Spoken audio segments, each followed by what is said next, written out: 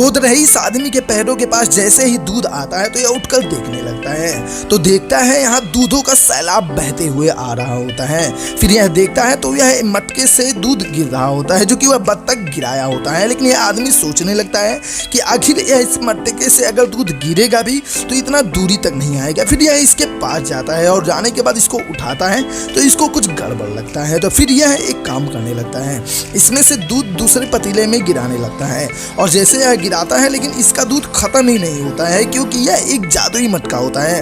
फिर यह दूसरे में आजमाना चाहता है और दूसरे पतीले को भी पूरी तरह से भर देता है। लेकिन जब यह पलटता है तो दूध पूरी तरह से गायब हो जाता है तो इसे पता चल जाता है कि यह एक जादुई मटका है।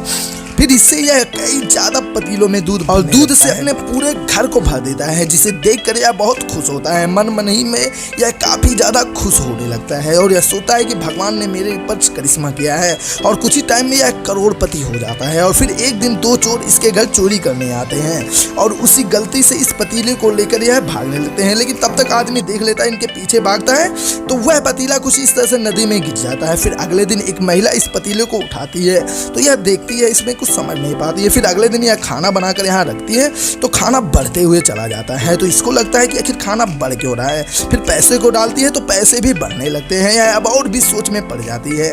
फिर यह सोचती है कि चलो घर लेकर चलते हैं और घर लेकर जाने के बाद इसको मिट्टी की तरह कुछ इस तरह से गाड़ देती है।